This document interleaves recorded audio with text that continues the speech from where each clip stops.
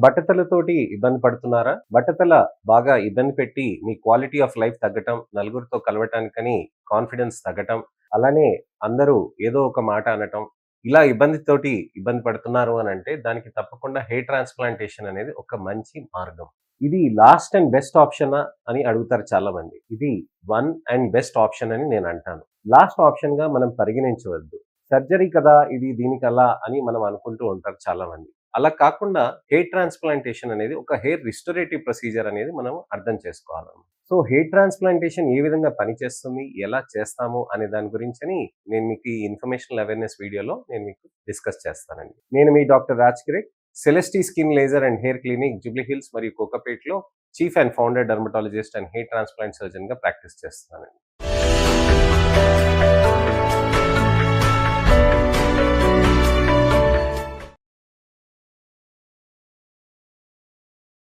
చాలా మందికి బట్టతలలు అనేటివి ఇబ్బందికరంగా మారిపోతూ ఉంటాయి. 24 ఏళ్ళు దాటినాక మనకి ట్రాన్స్‌ప్లాంట్స్ అనేటివి చేయొచ్చండి. 24 ఏళ్ల ముందు మనం ట్రాన్స్‌ప్లాంట్స్ అనేటివి చేయమనమాట. అయితే బట్టతలలకి కారణాలేంటి అనే దాని గురించని నా ఛానెల్‌లో పాత వీడియోస్‌లో నేను మీకు ఎక్స్‌ప్లెయిన్ చేశానండి. బట్టతలకి కారణాలేంటి అనంటే జెనెటిక్ పరంగా 10 తరాల్లో ఎవరికో ఒకరికి ఉండటం వల్ల, అలానే బ్యాడ్ లైఫ్ స్టైల్ వల్ల మీరు బట్టతలని ప్రీపోన్ చేసుకోవటం. అంటే మీ నాన్నగారికి గాని, మామయ్యకి గాని, బాబాయ్‌కి కానీ, పెదనాన్నకి గాని, లేకపోతే మేనత్తకి గాని, లేకపోతే పిన్నికి గాని, అమ్మకి గాని, నానమ్మకి గాని, తాతయ్యలకి గాని, ఎవరికైనా గాని ఇంకా వాళ్ళ తాతలు, ముత్తాతలకైనా వాళ్ళకి బట్టతలలనేటివి ఉంటే గనక అది మీకొచ్చే ఛాన్సెస్ ఉంటాయి. కానీ వాళ్ళకి 50 ఏళ్ళు, 60 ఏళ్ల వయసులో వాళ్ళకొస్తూ ఉండేది.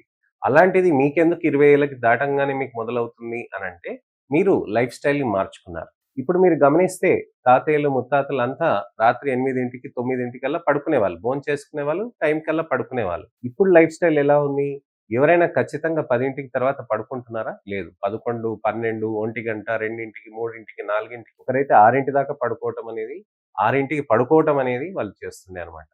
సో, ఇలా లైఫ్ స్టైల్స్ అనేది మారటం వల్ల యంగ్‌స్టర్‌లో తొందరగా మీకు బట్టతలలనేటివి వస్తూ ఉంటాయన్నమాట. సో, ఈ విధంగా మార్పులు రావటానికని లైఫ్ స్టైల్ చేంజెస్ కారణమైనయి కాబట్టి ప్రీపోన్ అవుతాయన్నమాట.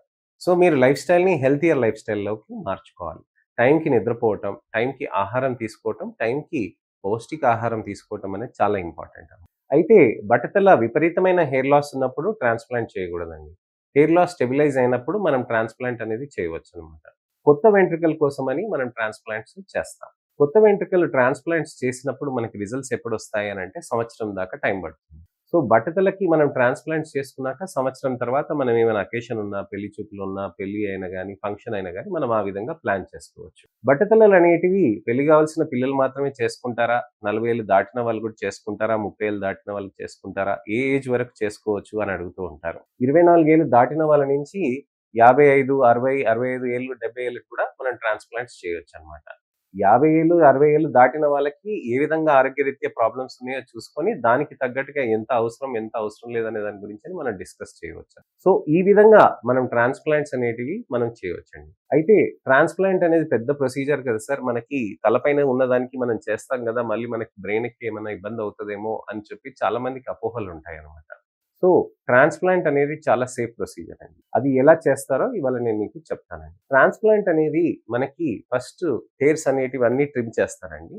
హెయిర్స్ అన్నిటిని మొత్తం ట్రిమ్ చేసినాక మీకు ఇక్కడ అనస్థీసియా, ఇక్కడ అనస్థీసియా, ఇక్కడ అనస్థీసియా ఇచ్చేస్తారనమాట. అంటే మనకి లోకల్ అనస్థీసియా మాత్రమే ఇస్తారండి. అంటే మీరు మేల్కొనే ఉంటారు. మీరు మేల్కొనే ఉండి మీరు అన్నీ గమనిస్తూ ఉంటారు. మీరు మంచి కంఫర్టబుల్‌గా ఉంటారు. పాటలు వింటూ ఉంటారు. కళ్ళు కప్పేస్తారు మీకు లైట్ ఎక్కువ ఉన్నందుకు. తర్వాత మీకేమో అది చేసేస్తూ ఉంటారనమాట. ఏం చేస్తారు ఇక్కడ అనంటే మీకు అక్కడ స్లిట్స్ ఏస్తారనమాట. అక్కడ స్లిట్స్ ఏసి ఆ భాగంలో మీకు అక్కడ గ్రాఫ్ట్స్ పెట్టడానికని ఒక ప్లేస్ లాగా తయారు చేస్తారనమాట. అది చేసినాక మళ్ళీ బోర్లా పడుకొని ఆ తర్వాత ఇక్కడ మనకి అనస్థీసియా ఇచ్చేస్తారు. ఇక్కడ అనస్థీసియా ఇచ్చేసి ఒక్కొక్క వెంట్రుక అనేది తీస్తామనమాట. దీన్నే ఫాలిక్యులర్ యూనిట్ ఎక్స్ట్రాక్షన్ అనే మెథడ్ అని అంటామనమాట. సో, ఈ ఫాలిక్యులర్ యూనిట్ ఎక్స్ట్రాక్షన్ మెథడ్ అనేది మనం అక్కడి నుంచి ఒక్కొక్క వెంట్రుక తీసి ఇక్కడ స్లిట్స్‌లో దాంట్లో మనం పెట్టేస్తామనమాట. ఇలా చేయటం వల్ల హెయిర్ ట్రాన్స్‌ప్లాంట్ చేయటం వల్ల మనకి మంచిగా వెంట్రుకలనేటివి ఒక సంవత్సరం తర్వాత అలా మీకు మంచి రిజల్ట్స్ ఒస్తాయి. మీకు ఇలా ట్రాన్స్‌ప్లాంట్ చేసేసినాక, ఇంప్లాంట్ చేసేసినాక మీకు డ్రెస్సింగ్ చేసేసి నెక్స్ట్ డేకి మీరు షాంపూయింగ్ చేసుకోవటానికని మీరు మా దగ్గరకొస్తారు.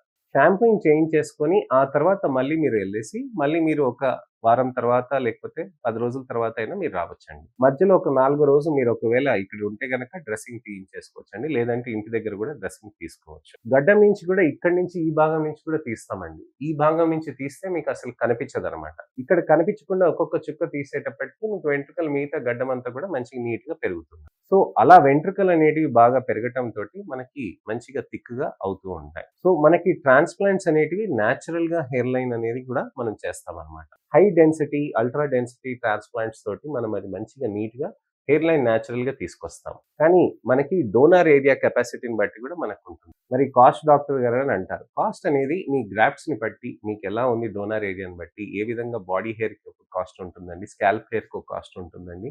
అలానే బియర్డ్ హెయిర్‌కి ఒక కాస్ట్ ఉంటుంది. ఈ విధంగా కాస్ట్ పరంగా మనం చేంజెస్ అనేటివి ఉంటాయి. అది మీరు వస్తే మా దగ్గరికి మేము చూసి అసలు మీకు డోనర్ ఏరియా ఎంత ఉంది? ఎన్ని గ్రాఫ్ట్స్ పెట్టగలుగుతాం? ఏ విధంగా చేయగలుగుతాం అనేది మనం డిస్కస్ చేయవచ్చు. సో, ఇదండి విషయం. ట్రాన్స్‌ప్లాంట్ గురించని నేను మీకు ఇదంతా డీటెయిల్‌గా చెప్పాను. ఇంకేమైనా సందేహాలు గాని, అపోహలు గాని, ప్రశ్నలు గాని మీకేమైనా ఉంటే తప్పకుండా కామెంట్ సెక్షన్‌లో పెడితే నేను సమయం కుదిరినప్పుడు నేను మీకు వీడియో రిప్లై కానీ, టెక్స్ట్ రిప్లై కానీ తప్పకుండా చేస్తాను.